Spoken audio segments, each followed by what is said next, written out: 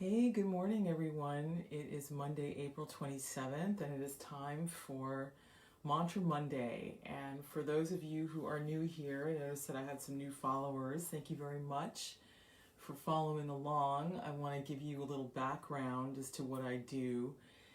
Sound changes the atmosphere, and sound changes our mentality.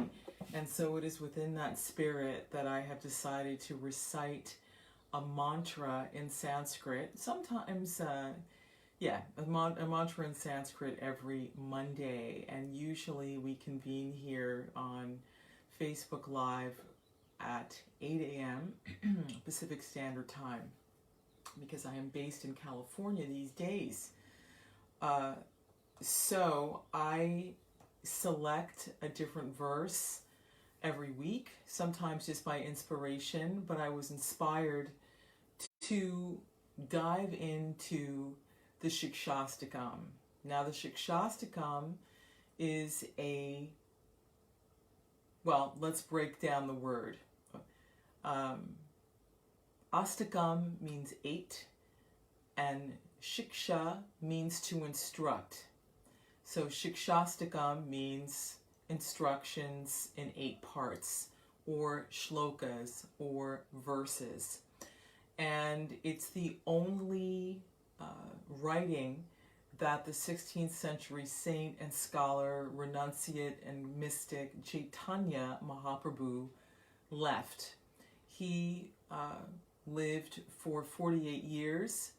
He was a teacher. He taught in Navadvip, and eventually he spent the last part of his life in a state of mystical ecstasy in Puri, in Jagannath Puri, for the last 12 years.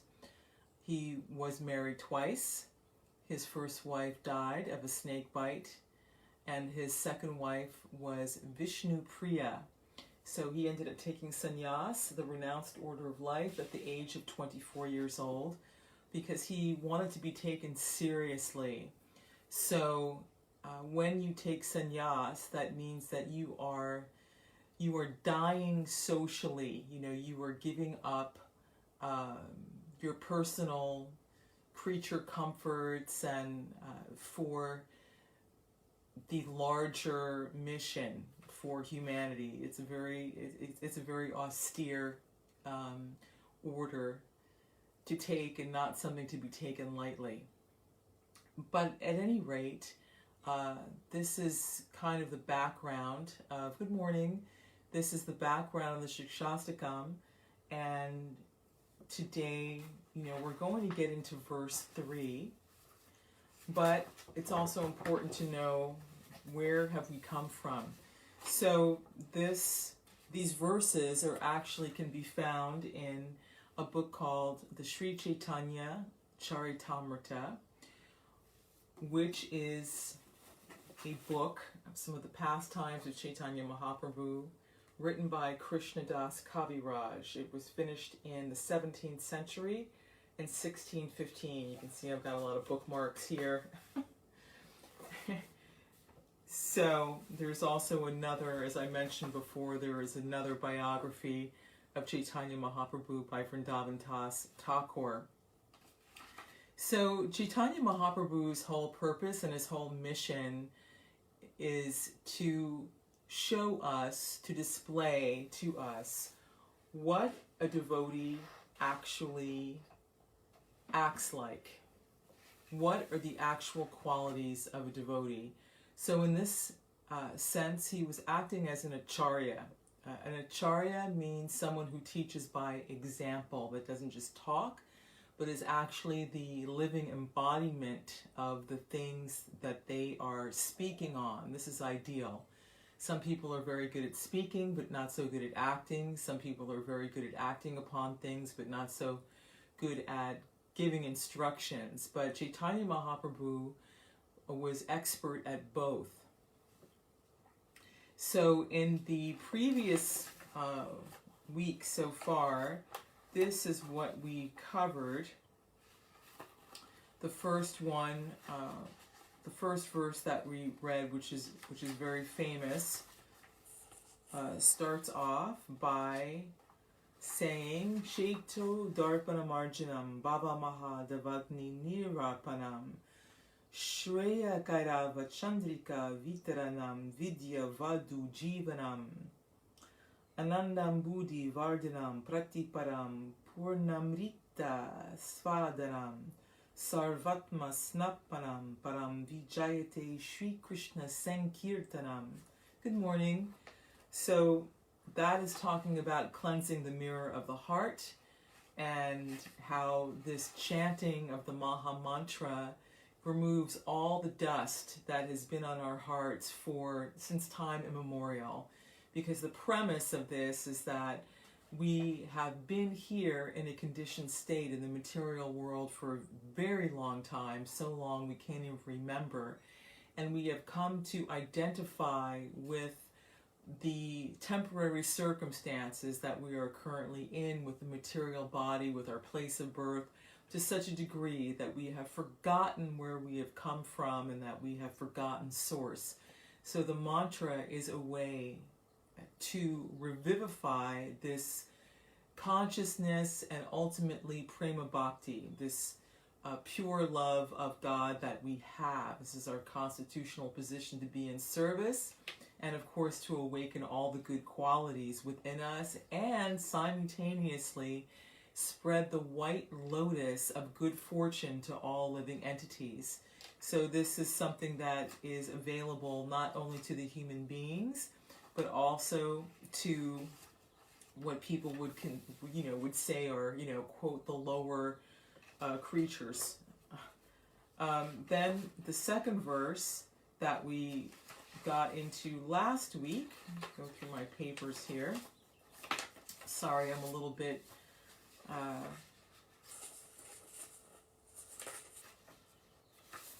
off. Okay, so this one is Nam Nam Akari Bahuda Nija Sharva Shaktis Tatrapita Niyamita Smarane Na Kalaha Etadrishi Tava Kripa Bhagavan Mamapi Durdaivam Idrisham Ihajani Nanuragaha. So this one is saying that the Maha Mantra is invested with all the personal potencies of the Supreme, and that there is no time restrictions, there's no material restrictions on chanting, and that the only thing that is standing in our way is not being able to develop an attachment for chanting. And why is that? Because it's because we commit offenses while chanting. And I got into a little bit about what those offenses could be, but basically what it boils down to is that we're inattentive while chanting. That's the main one. If you can conquer that one, you can pretty much conquer everything else. So now, building up to today, this verse goes like this. This is a very famous one. tṛṇād api su-nīcena taror iva sahiṣṇunā amāninā māna-dena kīrtanīyaḥ sadā hariḥ. I'll say that again. tṛṇād api su-nīcena taror iva sahiṣṇunā amāninā māna-dena kīrtanīyaḥ sadā hariḥ. So musical. So the translation of this verse is, one who thinks himself lower than the grass, who is more tolerant than a tree, and who does not expect personal honor, but is always prepared to give all respect to others, can very easily always chant the holy name of the Lord.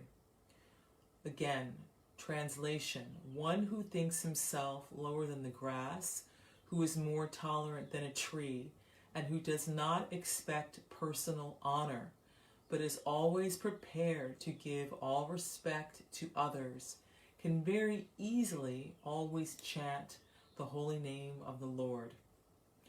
So this is telling us, this instruction is telling us what the requirements are to actually be able to chant constantly and with quality, with full attention. So in the previous verse, as Chaitanya pointed out, he's so unfortunate. His misfortune is that he has no attachment for chanting because of his offenses. So now verse 3 gives us a clue as to what our offenses could actually be. What is actually, in other words, getting in our way of chanting. So that is a lack of humility. Chaitanya is explaining here that we should think of ourselves as being lower than the grass. What does that mean? It means that the grass is being trampled on. People are walking on it, they're dragging things across it, and it's just tolerating everything. It's very, very humble. It's something that is beautifying everything. Hi, Rosemary. Is beautifying everything that is needed, but is being trampled upon and is not complaining about that. Also in India, people would, when they were sweeping and so forth, the grass would, these kind of grains and grasses would end up out, on the street. That's probably it's another illustration of what I'm talking about. So, just to be there with, different debris and all of that, and to not be caring about it. Then Chaitanya says, that who is more tolerant than a tree? So there's a very nice explanation in the Krishna book when Krishna is walking along the Jamuna River, and he is appreciating the trees that are along the bank of the river, and he's admiring their qualities, that they are able to give shelter to everyone and anyone. So the birds are taking shelter of the tree, even the insects are taking shelter of the tree, and the human beings are taking shelter of the tree. We need their shade. So it's a hot day, we're sitting underneath a tree to get some shade. And the tree is indiscriminate. It is giving shelter to everyone. And then the tree is very tolerant, regardless of the weather, the changes in the weather. If you've ever, well, we've all, I've just talked about, scorching heat. The tree is just standing there in scorching heat and taking it. We couldn't do that. But what about snowstorms or windstorms or rainstorms? The tree is just standing there, tolerating that. And then furthermore, the tree is also offering shelter, sometimes in the form of foodstuffs, right? Nuts and fruits and different things, and people are coming and plucking and taking, and it's just tolerating that. It's just indiscriminately giving of itself. And then someone is coming and chopping the tree down, cutting its limbs. And then the tree is being used for firewood or for building a house, and so on and so forth. So this is the quality that we are meant to have, or that we are meant to develop as spiritual personalities, is that regardless of the vicissitudes of life and what may happen to us, we just simply tolerate it because we've got the long perspective. We know that it's temporary. We know that we do not belong here. We do not identify with what is happening with us here. This is a very tall order, but this is what we are meant to develop into and to blossom into, because it is said that a yogi who is fixed on the absolute truth, on the supreme, their mind is just like a lamp in a windless place. Their mind is steady. Nothing, absolutely nothing and no one can distract them from that samadhi, from that connection, from that bliss. So this is a very deep internal state of being that we're talking about while existing in this world. So, like a lotus flower, right? That example is given, but we don't really understand it.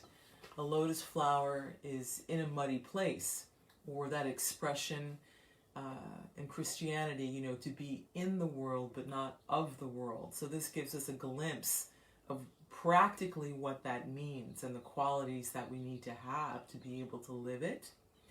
And then Chaitanya says, and who does not expect personal honor, but is always prepared to give all respect to others. Now that's a tough one, especially in Kali Yuga. Just look at anyone's Facebook post and see all the comments that are under there. Is anyone giving honor to others? Are we giving honor to others? No. We're usually criticizing someone else or lambasting somebody else. And, you know, okay, that being said, this is a crude example, but true. We live in tough times, and we're not really happy with our so-called leaders who are not exhibiting saintly qualities and for other people. But it's just an example. You get the idea. But in general, you know, in society in general these days, you know, we build someone up and then we tear them down. You know, we take pleasure in doing that. Whereas a Vaishnava, a bhakti yogi, is actually very soft-hearted and very compassionate. If someone is having a hard time, they feel that as if they were having a hard time. You know, another person's suffering is like their own suffering. This is also kind of reminding me, you know, love thy neighbor as thyself, right? So this is like kind of an expansion of that. So Chaitanya Mahaprabhu, who was an extremely learned scholar, remember, he was teaching Sanskrit grammar, and he was so adept at it that he was actually able to relate it to the holy name. And this is a kind of a brilliance that he was able to do that. And he was teaching from a very, very young age. I believe from about the age of 12 to 14 years old, he already had his school, and he was there with the great pundits in the center of learning in classical India. This is where the Vedas were born. This is amazing. Still, there were so many occasions where he was being insulted or being disbelieved, because of course he was trying to bring back and revivify this beautiful culture of the soul. And in Navadvip, there were many learned scholars, but of course for the scholars there was false ego and all those different things, and everyone, you know, is trying to prove that their view, or, you know, the Siddhanta that they are teaching is it. And so there was a wonderful example of him being with Sarvabhauma Bhattacharya, who was a very learned scholar and who had many, many, many disciples. He was very, very well known. And so kind of on a challenge and also out of concern, Sarvabhauma Bhattacharya invited Chaitanya Mahaprabhu to come to his mat.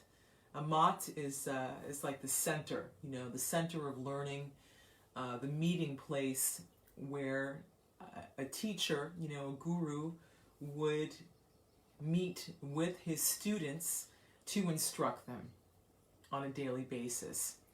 So he was worried that Chaitanya Mahaprabhu was actually not understanding things properly. So he invited him because he thought to himself that he wanted to help him on his way and kind of set him straight. So for days, Chaitanya Mahaprabhu sat and listened to Sarvabhauma Bhattacharya expound on Vedanta and on the Vedanta Sutra in silence and said nothing. Actually, after about 12 hours in, Sarvabhauma Bhattacharya says, "Are you listening to me?" because you're not saying anything at all. So this is normal that when a teacher is instructing, that the student would interrupt the teacher and ask some questions. Of course, the relationship is that the student is actually rendering service to the teacher, is actually rendering some menial service to the teacher. So it's different than here. We're not just paying to go to a school and paying thousands of dollars to go to a school. When you wanted some spiritual learning, you would actually have to go to the teacher, ask to be considered to be a disciple, and be prepared to perform austerities to learn. So it's a very different mentality, actually, you know. So Chaitanya said, "Oh no, I'm fine. I'm fine. I'm listening to you." So this is a quality of humility, is to be able to listen, and to hear, hearing and listening. Shravanam kirtanam Vishnu smaranam. What is the process of liberation? The process of liberation is to chant and to hear the pastimes of Lord Vishnu, to chant and hear the holy name. They're non-different. If you're hearing the holy name, you're also hearing the pastimes. Of course, when you get to a very realized stage, those will be manifest to you. But this is on the same platform, because again, remember, the name is absolute. So Chaitanya Mahaprabhu, days go by now. If I'm not mistaken, they sat in conversation for, it could have been 10 days. It was a very long time. And at the conclusion of it, Sarvabhauma Bhattacharya said, do you understand what I'm saying? Did you understand anything that I'm saying? And Chaitanya Mahaprabhu said, yes, I did understand. The only thing I didn't understand was why you were negating the personality of the Absolute Truth. And then went on to expound in brilliant manner all the loopholes in Sarvabhauma Bhattacharya's arguments, but in a very kind of in a very gentle way, in a very respectful way. So you see, Chaitanya Mahaprabhu's whole approach to enlightenment is to actually approach others and give them the respect that they deserve. To give everyone the respect that they deserve, regardless. Even if he knew more than that other person, he would listen to them completely first. So when you listen to someone completely, it has the effect of endearing. There's an endearment that takes place because everyone likes to be listened to. Everyone likes to be listened to, and everyone needs to be heard. And it shows that you are understanding, you know, it shows that you are making an effort. And there is a kind of a rapprochement, you know, when this is happening, right? Of course, when we're not listening to someone and we're, you know, fidgeting or looking away and so forth, it creates a frustration in the other person. You know, am I getting through to you? Do you understand what I'm saying? And it creates a communication breakdown right from the outset. So this is something that Chaitanya Mahaprabhu understood very well and practiced and modeled. And then he says,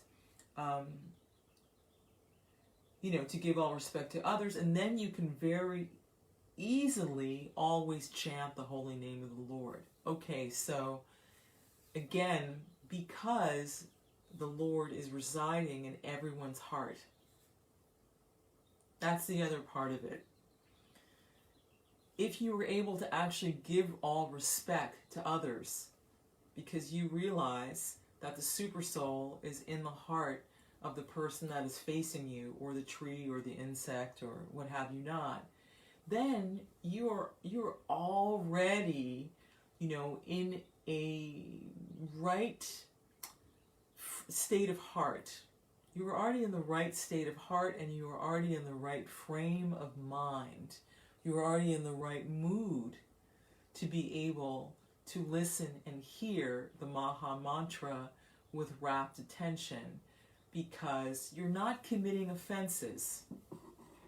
You're not committing offenses to others. So that is the beauty of this verse. I am sure that there is even more deeper meaning than the few things that I was able to say, this morning, but those are the things that come to mind. So I'm going to read again this verse. tṛṇād api su-nīcena, taror iva sahiṣṇunā, amāninā māna-dena, kīrtanīyaḥ sadā hariḥ, kīrtanīyaḥ sadā hariḥ. Oh, I didn't read the word-for-word translation. Let me do that now. tṛṇād api, then downtrodden grass. Su-nīcena, being lower. Taroḥ, then a tree. Iva, like. Sahiṣṇunā, with tolerance. Amāninā, without being puffed up by false pride. Māna-dena, giving respect to all. Kīrtanīyaḥ, to be chanted. Sadā, always. Hariḥ, the holy name of the Lord. One who thinks himself lower than the grass, who is more tolerant than a tree, and who does not expect personal honor, but is always prepared to give all respect to others, can very easily always chant the holy name of the Lord.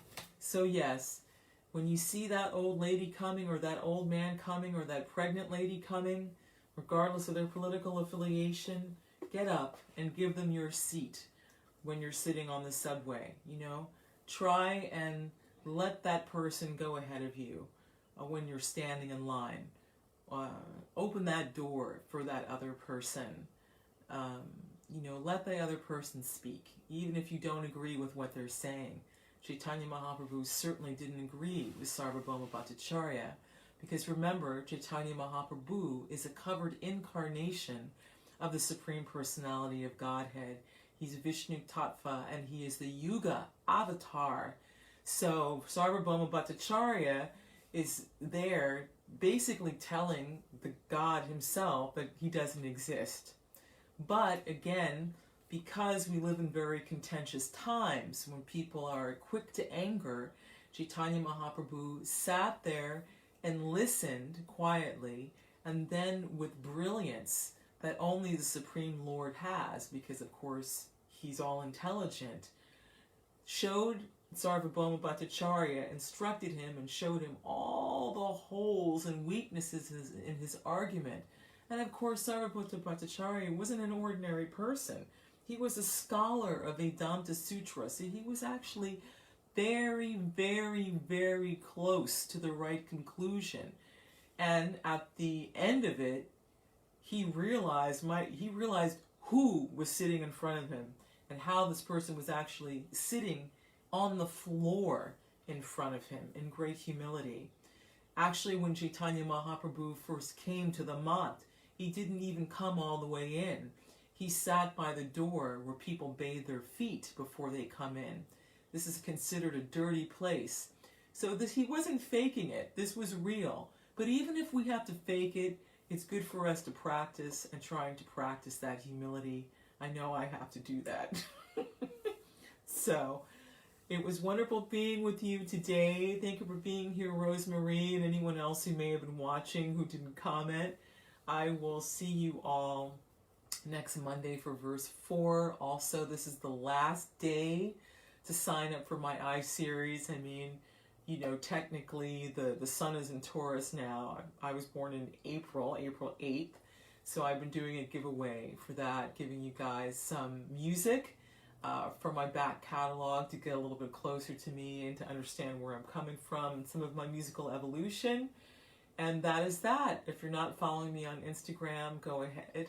seem to be having a hard time sharing the things from Instagram to my regular page. I'm not sure what's up with that, but there are some cool photos that I think that you would enjoy there that kind of continue on in this journey.